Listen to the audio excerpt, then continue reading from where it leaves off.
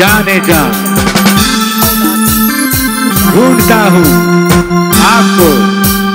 Welcome welcome welcome खराजा welcome.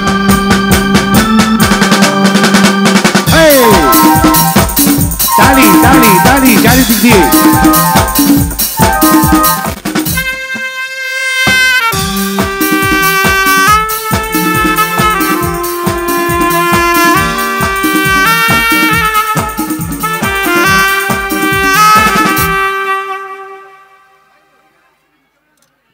Bapi dress change এবার মিউজিশিয়ানের dress.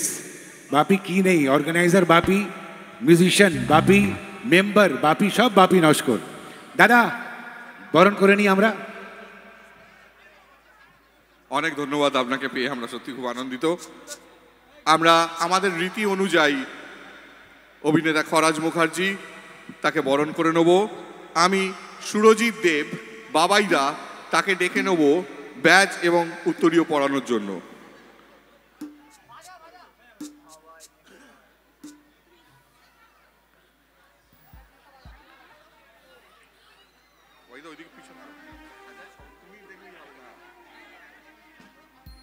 Badge এবং উত্তরীয় পরিয়ে বরণ করে নিচ্ছেন আমাদের অত্যন্ত প্রিয় বহুমুখী প্রতিভার অধিকারী খরাজ মুখার্জি মহাশয়কে।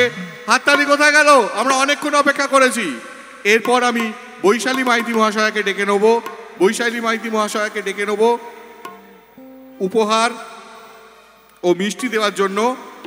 তার সঙ্গে রেখা গাঙ্গুলি মহাশয়কেও ডেকে নেব উপহার এবং মিষ্টি দেওয়ার জন্য। আপনারা চলে আসুন এখানে, বৈশালী মাইতি এবং রেখা গাঙ্গুলি।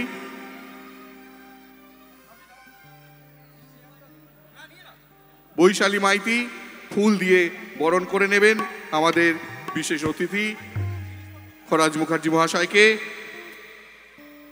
আমাদের তরফ থেকে সামান্য উপহার।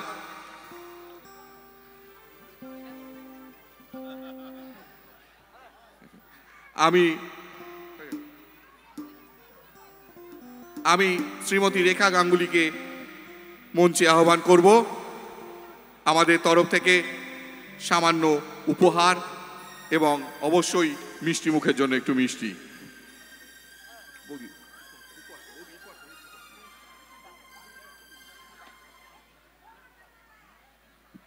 আমরা আরো একবার নতুন ভোরের তরফ থেকে শিল্পীকে কৃতজ্ঞতা জানাই। The stage is yours. শুনুন, খরাজদা কোথায় থেকে এসছেন আজ জানেন? আমি বলে দিচ্ছি, ব্যাংকক থেকে এসছেন। ব্যাংকককে বলেছেন বাই বাই ব্যাংকক। ব্যাংকককে বলেছেন বাই বাই ব্যাংকক।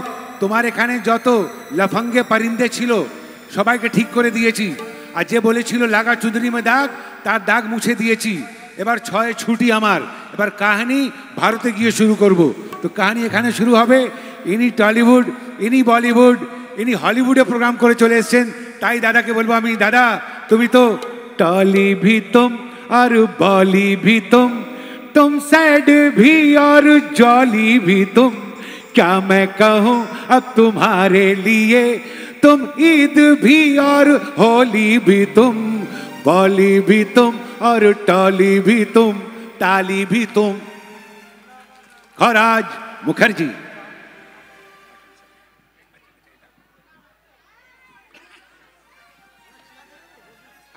কেমন আছেন সবাই? সমস্যা কি জানেন তো, একজনকে আনতে পারি নাকি, গোপালের মা।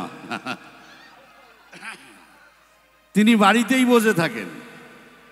আমি তো গোপালের মা বলি, কিন্তু উনি আমাকে কি বলে জানেন তো, মানি।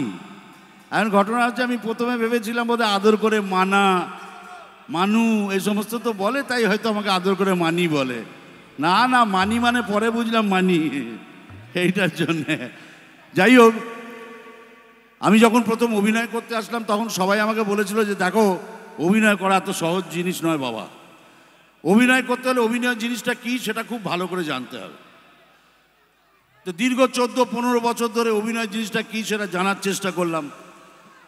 তারপর বললো সেটা জানলেও হবে না, নাটক কেমন করে করতে হয় সেটা জানতে হবে। তা আমার গুরু ছিলেন রমাপ্রসাদ বণিক, তার হাত ধরে নাটক জিনিসটা কি সেটা জানার চেষ্টা করলাম। তারপর বললো সেটা জানলেও হবে না, গান কেমন করে করতে হয় সেটা জানতে হবে। আমার বাড়িতে একটা ভাঙা হারমোনিয়াম ছিল, আর আমার দেশের বাড়ি হচ্ছে বীরভূম। তো ওই বাউলদের গান শুনে আর এই হারমোনিয়াম প্যাঁপো প্যাঁপো করে গান জিনিসটা কি সেটা জানার চেষ্টা করলাম। তারপর বললো সেটা জানলেও হবে না, নাটক কেমন করে লিখতে হয় সেটাও জানতে হবে। তো যাই হোক, সেই থেকে নাটক লিখতে আরম্ভ করেছি। আজ প্রায় 10-12টা বই নাটকের লেখা হয়ে গেছে আমার, সে সমস্ত ছাপা অক্ষরে বেরিয়েও গেছে। তারপর বলে সেটা জানলেও হবে না, কবিতা কেমন করে আবৃত্তি করতে হয় সেটাও জানতে হবে।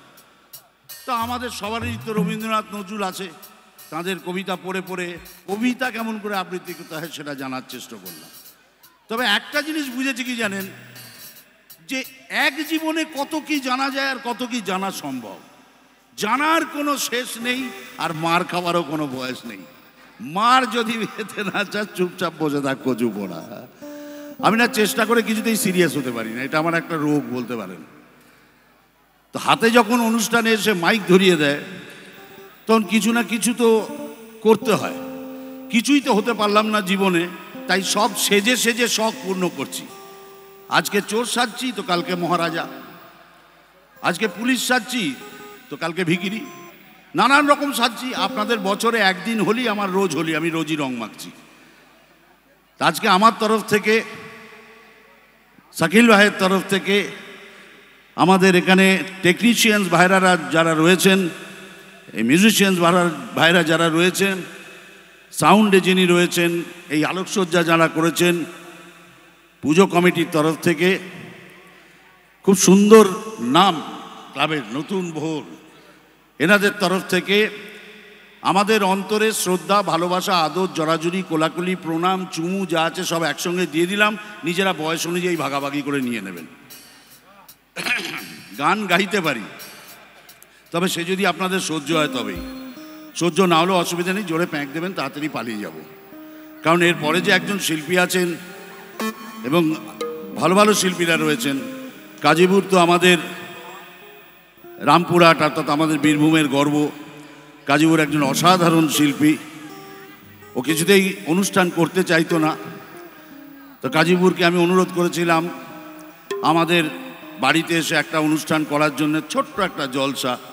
আর সেইটা আমি যখন ভিডিও করে আমার যে সমস্ত অর্গানাইজাররা আমাদের দিয়ে শো করান তাদেরকে দেখিয়েছি, সবাই কাজীপুরকে তারিফ করেছে এবং তারপর থেকে কাজীপুর প্রচুর সুন্দর সুন্দর অনুষ্ঠান করছে।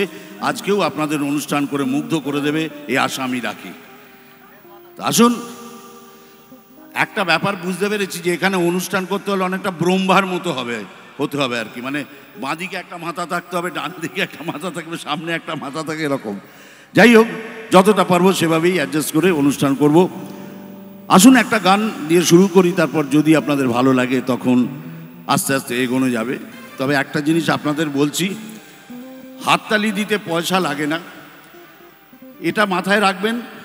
যে মানি, সব মানি নিয়ে নেবেন, তো যেটুকু পড়ে থাকবে সেটা হাততালি, ওইটাই আমার প্রাপ্য।